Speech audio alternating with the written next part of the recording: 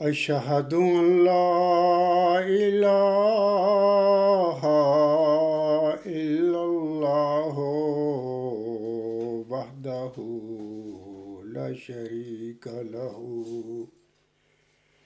وأشهد أن محمدا عبده ورسوله أما بعد فأعوذ بالله من الشيطان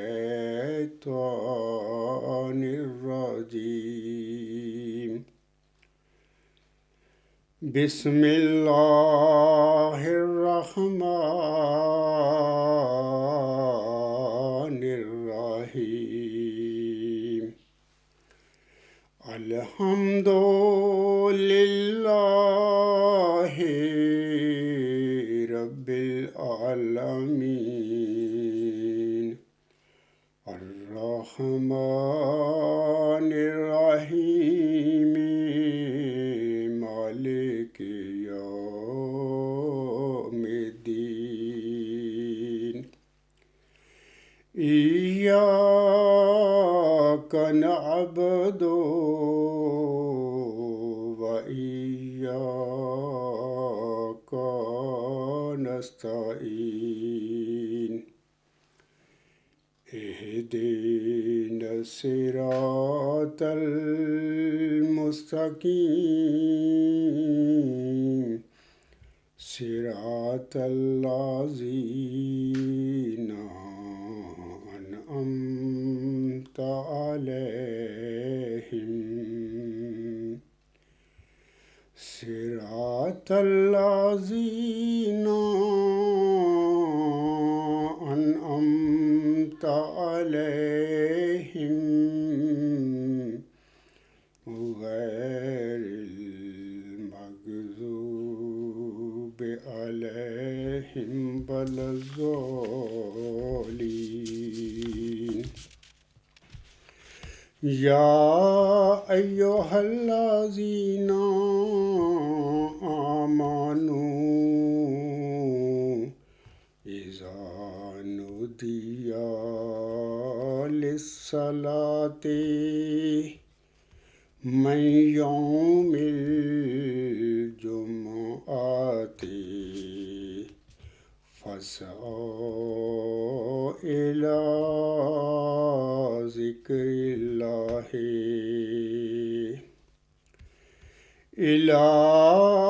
ذكر الله وذروا البيع ذلكم خير لكم إن كنتم تعلمون فإذا قضيت الصلاة فانتشروا في الأرض وابتغوا من فضل الله واذكروا الله كثيرا لعلكم تفلحون وإذا رأوا تجارة أو لهوا انفضوا إليها وتركوك قائما قل ما عند الله خير من اللهو ومن التجارة والله خير الرازقين سامعین کرام، یہ سورت جمعہ کی آیت نمبر 10 سے آیت نمبر 12 تک 3 آیات ابھی میں نے تلاوت کی ہیں۔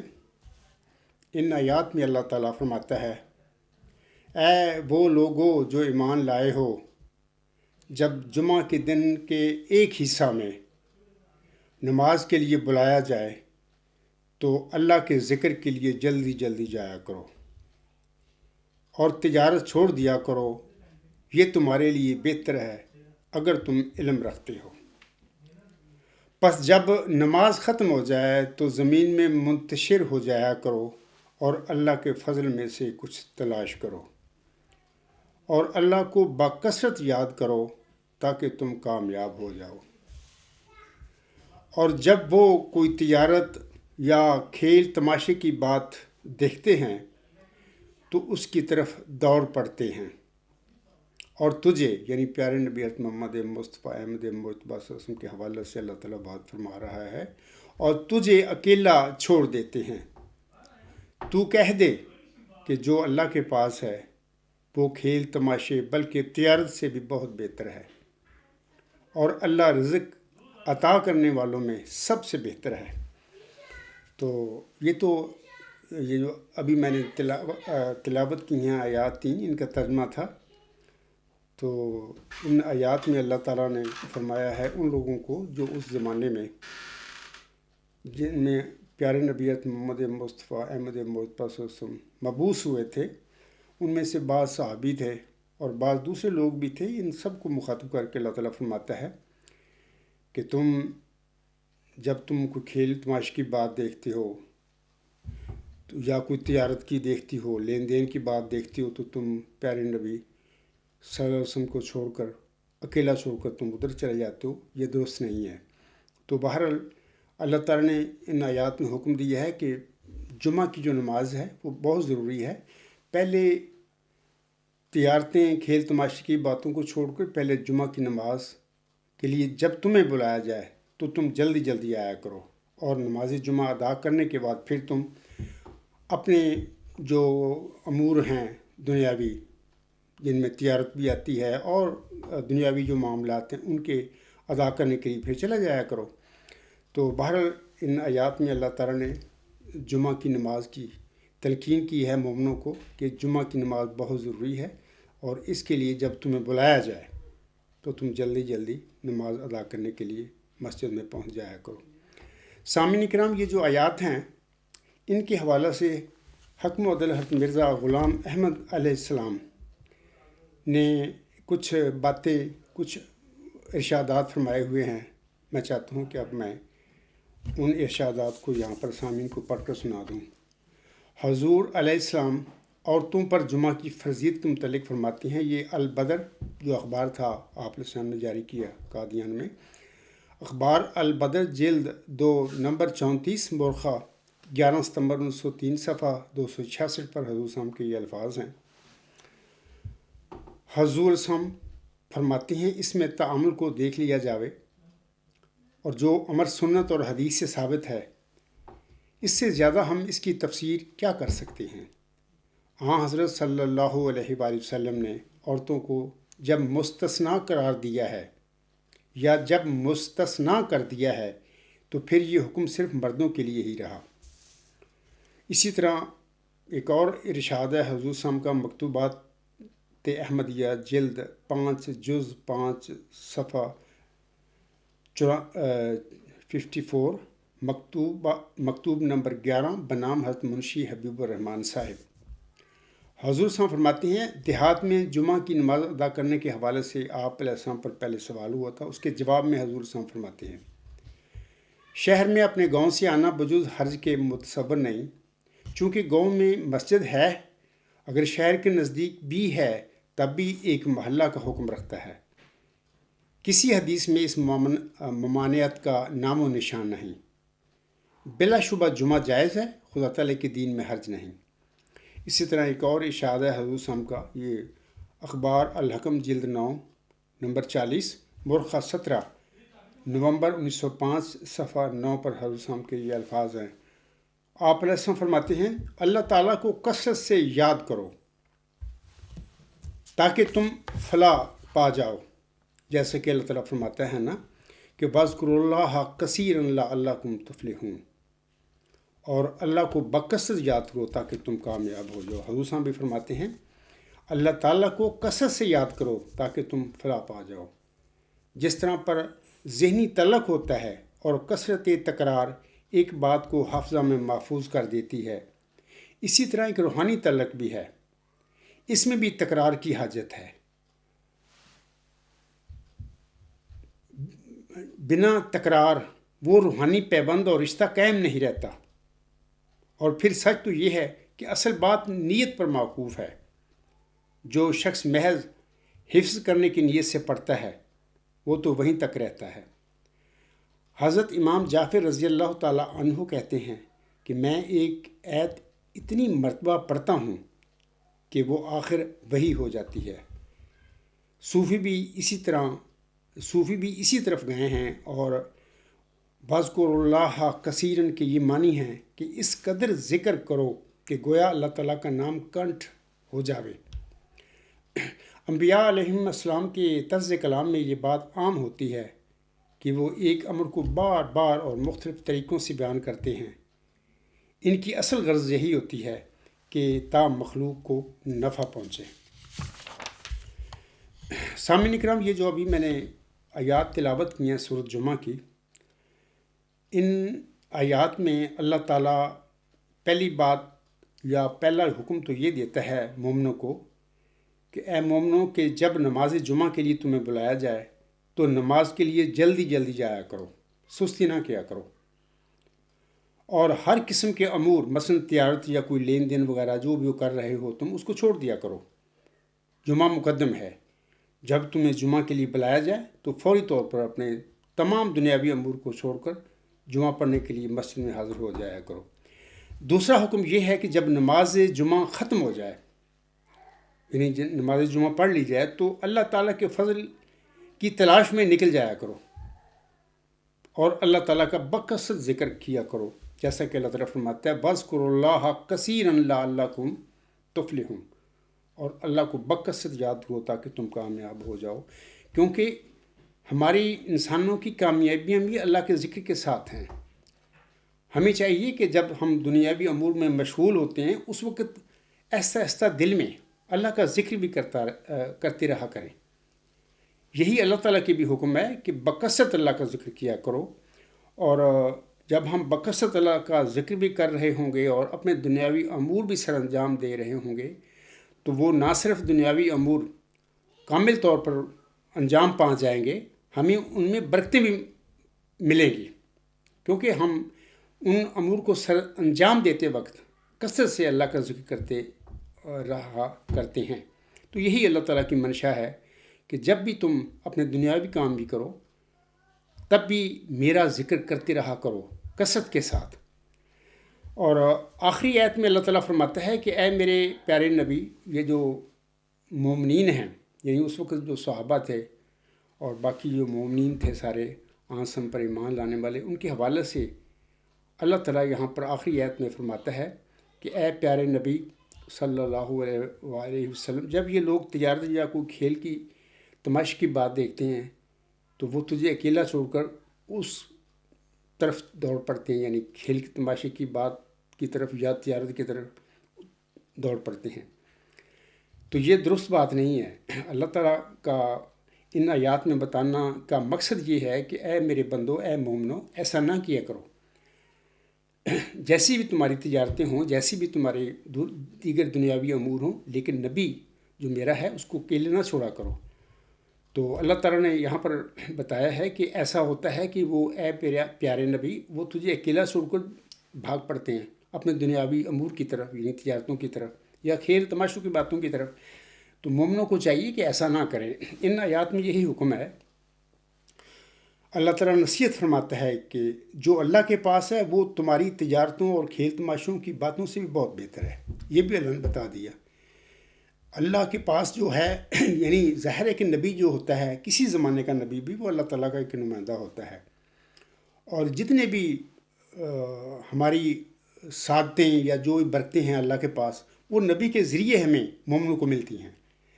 تو لہٰذا اللہ تعالیٰ کا یہ فرمانا کہ اے بندو ایسا نہ کیا کرو کہ تم تجارتوں کی طرف دوڑ پڑتے ہو، دنیاوی امور کی طرف دوڑ پڑتے ہو، پیارے نبی جس کو میں نے معمور فرمایا اس کو تم اکیلا چھوڑ دیتے ہو. ایسا نہ کیا کرو، کیونکہ تم اگر نبی کے پاس رہو گے، اکیلا نہ چھوڑو گے، تو تمہیں وہ تمام برکتیں بھی دنیاوی مل جائیں گی، کیونکہ ساری برکتیں اللہ کی ہیں، اور وہ جو نمائندہ ہوتا ہے اللہ تعالیٰ کا، پیارا نبی جو ہوتا ہے، تو اسی کے پاس رہ کر، اسی کے ساتھ مل کر ہی تمہیں وہ برکتیں نصیب ہو سکتی ہیں.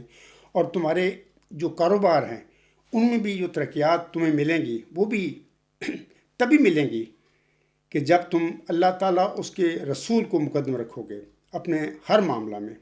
تو اللہ تعالیٰ کرے کہ ایسا ہی لوگ کریں. تو یہ جو الہامی ٹکڑا ہے نا، واللہ خیر الرازقین، تو اس کے حوالے سے میں یہ بتا دیتا ہوں کہ جب خاکسار 1978 میں کراچی میں گیا تھا، مقصد جانے کا کراچی یہ تھا کہ میں پارٹ ٹائم جاب کو کروں گا، اور پھر کراچی یونیورسٹی میں داخل ہو کر پھر میں اپنی پوسٹ گریجویشن مکمل کر لوں گا. اسی لیے میں کراچی گیا تھا، کیونکہ وہاں پر بڑا شہر ہے، جاب وغیرہ ہوتے ہیں، پارٹ ٹائم بھی جاب مل جاتے ہیں.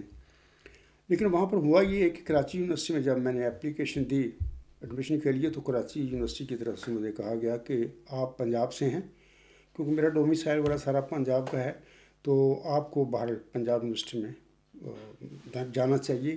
کراچی یونیورسٹی یہ سندھ جو ہے صوبہ، اس کے لیے ہم اس کو پریفر کرتے ہیں. باہر اس طرح کر کے وہ معاملہ تو ختم ہو گیا.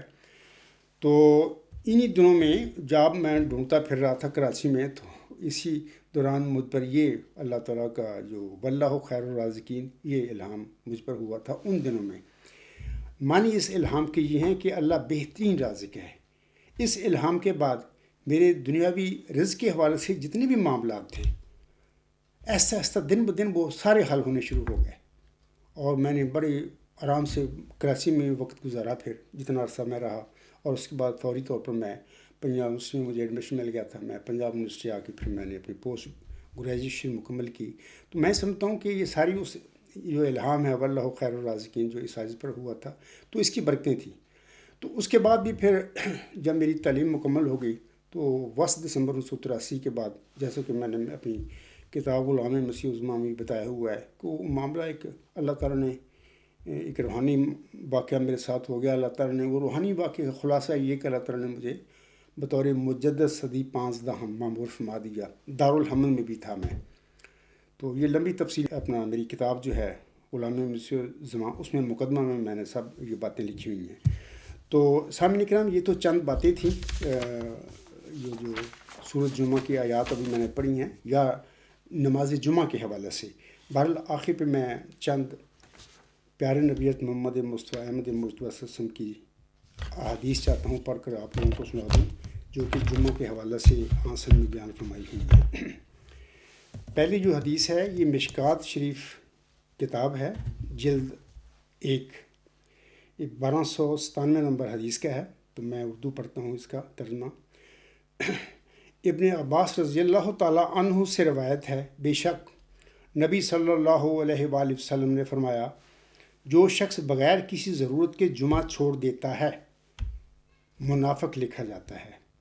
ایک ایسی کتاب میں نہ وہ مٹائی جاتی ہے نہ تبدیل کی جاتی ہے. بعض روایات میں ہے کہ 3 جمعہ چھوڑ دے. روایت کیا ہے اس کو شافی نے. اسی طرح ایک اور حدیث ہے، اس کا نمبر ہے 1298.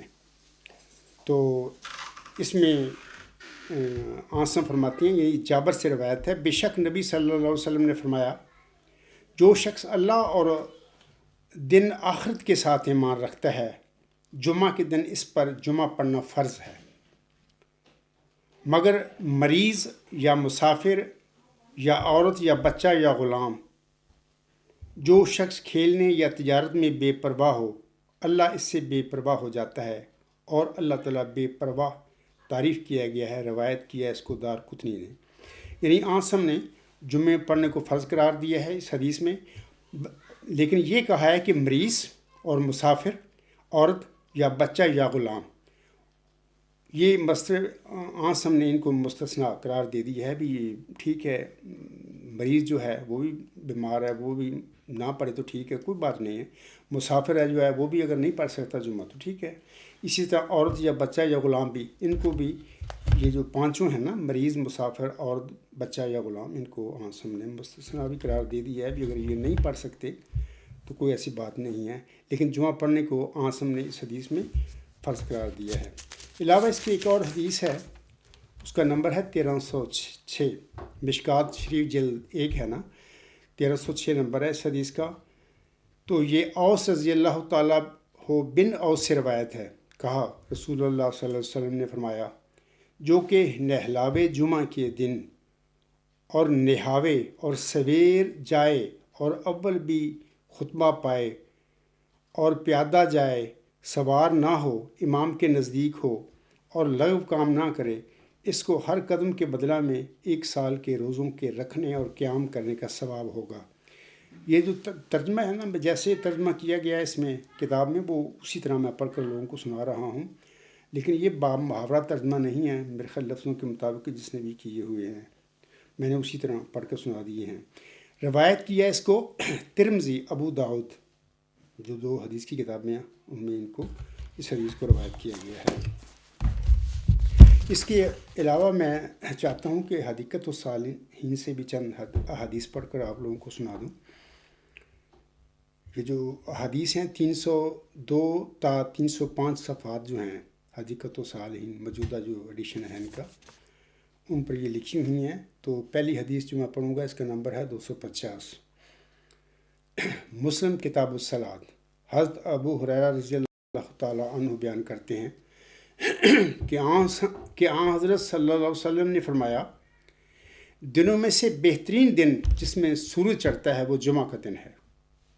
اسی دن آدم پیدا کیے گئے، اسی دن جنت میں سے نکالے گئے اور اسی دن جنت میں لے جائے گئے تھے.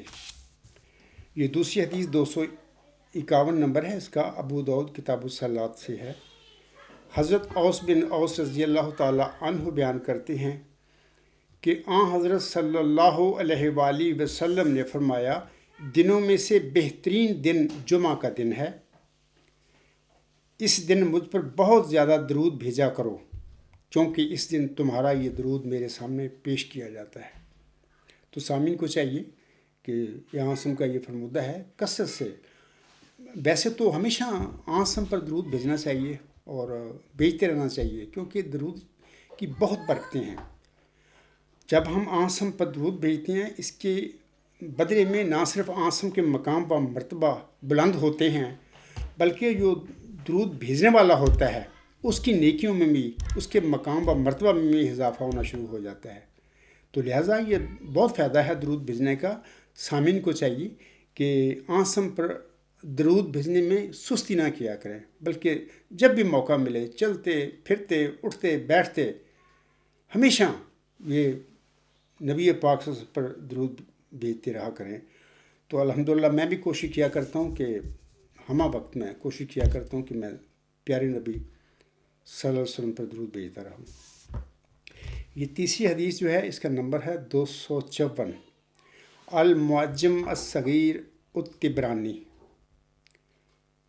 حضرت ابو ہریرہ رضی اللہ تعالیٰ عنہ بیان کرتے ہیں کہ حضرت صلی اللہ علیہ وآلہ وسلم نے ایک جمعہ یعنی جمعہ کے خطبہ میں فرمایا، اے مسلمانوں، اس دن کو اللہ تعالیٰ نے تمہارے لیے عید بنایا ہے. اس روز نہایا کرو اور مسواک ضرور کیا کرو. یعنی اس روز نہا دھو کر صاف ستھرے کپڑے پہن کر عید کی خوشی مناؤ اور اللہ تعالیٰ کی عبادت کے لیے ایک جگہ اکٹھے ہو جایا کرو. یہ جو اگلی حدیث ہے یہ 256 ہے. اس حدیث کا نمبر ہے، یہ مسلم کتاب الصلاۃ سے لی گئی ہے. حضرت عمار بن یاسر رضی اللہ تعالیٰ عنہ بیان کرتے ہیں کہ میں نے حضرت صلی اللہ علیہ وآلہ وسلم کو یہ فرماتے ہوئے سنا کہ انسان کا لمبی نماز پڑھنا اور مختصر خطبہ دینا اس کے فہم و فراست کی دلیل ہے. بس نماز لمبی کرو اور خطبہ مختصر. بعض اوقات ہم سب سے جب ہم خطبہ جمعہ پڑھتے ہیں تو غلطی ہو جاتی ہے. میں بھی بعض اوقات خاکسار بھی بعض اوقات خطبات جب دے رہا ہوتا ہو تو مضمون کے حساب سے بعض اوقات خطبہ جمعہ لمبا بھی ہو جایا کرتا ہے، لیکن ہمیں چاہیے کہ آسم کے یہ جو فرمودہ ہے اس پر عمل کیا کریں کہ اپنی نمازوں کو ہم لمبی کریں، طویل کریں، اور اپنے جو خطبات جمعہ ہیں یا دوسرے لیکچر وغیرہ ہوتے ہیں ان کو ہم چھوٹا کیا کریں۔ اسی طرح ایک یہ حدیث ہے، اس کا نمبر ہے 257، یہ مسلم کتاب الجمعہ سے لی گئی ہے۔ حضرت ابو ہریرہ رضی اللہ تعالی عنہ بیان کرتے ہیں کہ حضرت صلی اللہ علیہ وآلہ وسلم نے جمعہ کا ذکر کیا اور فرمایا، اس میں ایک ایسی گھڑی آتی ہے کہ جب مسلمان کو ایسی گھڑی ملے اور وہ کھڑا نماز پڑھ رہا ہو تو جو دعا مانگے وہ قبول کی جاتی ہے۔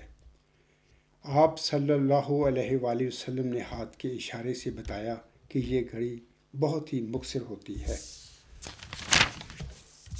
سامعین کرام، یہ جو مختصر سا میرا خطبہ ہے، خطبہ جمعہ ہے، جیسے کہ آنس نے فرمایا ہے کہ اے مومنو اپنی نمازوں کو طول دیا کرو، لمبی پڑھا کرو، یعنی وہاں پر اللہ کا نام، اللہ سے دعائیں کیا کرو، تو اس کو طول دیا کرو، اور اپنے خطبات جو ہیں جمعہ کا ہو یا دوسرے خطبات ہوں ان کو مختصر رکھا کرو۔ تو میں بھی چاہتا ہوں کہ میں اپنے خطبہ جمعہ کو مختصر ہی کروں۔ آخر پہ میں یہ خلاصتاً عرض کر دیتا ہوں کہ ہمیں چاہیے کہ تمام نمازوں کو قائم کریں۔ قائم کرنے سے مراد ہے کہ مسجد میں جانے کی کوشش کیا کریں اور باجماعت نماز ادا کیا کریں، اس کا بہت ثواب ہے نماز باجماعت کا۔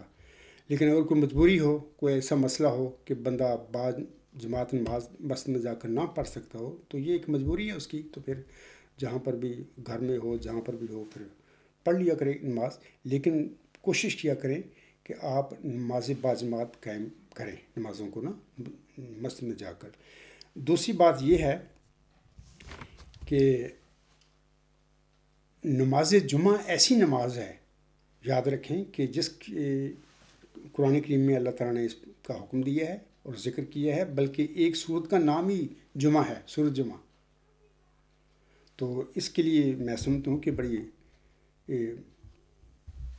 غور طلب بات ہے کہ جس کے نماز کے نام پر قرآن کریم میں ایک سورت کا نام رکھ دیا گیا ہے، ظاہر ہے کہ وہ نماز ہر لحاظ سے اہمیت کی حامل بھی ہے، فضیلت کی حامل بھی ہے، اور ہمیں چاہیے کہ کوشش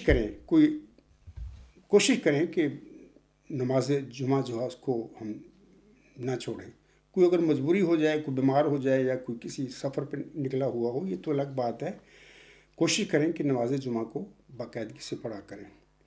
علاوہ اس کے سامنے کرام ہم یہ نماز جمعہ جو ہوتی ہے ہر ہفتے میں ایک دفعہ پڑھتے ہیں ہم لوگ جمعہ کے دن۔ علاوہ اس کے سال میں 2 اور نمازیں پڑھتے ہیں ہم، نماز عیدین ہوتی ہیں، ایک عید الفطر ہے اور ایک عید الاضحیٰ ہے۔ ماہ رمضان کے اختتام پر ہم عید الفطر کی نماز ادا کرتے ہیں، اور اسی طرح عید الفطر کے بعد یعنی 2 ماہ 10 دن کے بعد 10 ذی الحجہ کو ہم عید الاضحیٰ ہم ادا کیا کرتے ہیں مسلمان۔ تو بہرحال یہ نمازیں 5 وقت نمازیں تو ہم پر لازم ہیں، ہم پڑھتے ہیں، اور ہم تو تہجد بھی پڑھا کرتے تھے، تو ہمیں بھی چاہیے جس کو توفیق ملے تو وہ نماز تہجد بھی ادا کیا کرے۔ بہرحال یہ کوشش کی بات ہے، جو کوئی کوشش کرتا ہے اللہ تعالیٰ بعض اوقات جس نیکی کے لیے جب مومن تہیہ کر لیتا ہے، کوشش کرتا ہے کہ میں یہ کام کرنا چاہتا ہوں، تو اس کے ارادے کو اللہ تعالیٰ تکمیل تک پہنچا دیتا ہے، ایسے حالات کر دیتا ہے کہ نیک کام کے لیے اللہ خاص اس کی مدد کرتا ہے اس مومن کی۔ تو بہرحال ہمیں کوشش بھی کرنی چاہیے، دعا بھی کرنی چاہیے کہ اللہ تعالیٰ ہم کو توفیق دے، ہم 5 نمازیں باقاعدگی سے ادا بھی کیا کریں، اور ہمیں نماز تہجد پڑھنے کی بھی توفیق دے۔ اور یہ اللہ کا فضل ہی ہے، جتنا ہم کوشش کریں گے اللہ تعالیٰ اس میں برکت بھی رکھے گا اور ہمیں نیک کام کرنے کی توفیق بھی دے گا۔ تو یہ چند باتیں تھیں آج کی خطبہ جمعہ میں، تو اسی پہ میں اپنا خطبہ جمعہ ختم کرتا ہوں۔ وما علینا الا البلاغ وآخر الدعوانا الحمد للہ رب العالمین۔ فالحمد للہ اولا وآخرا وظاہرا وباطنا، هو مولانا نعم المولا ونعم النصیر ونعم الوکیل۔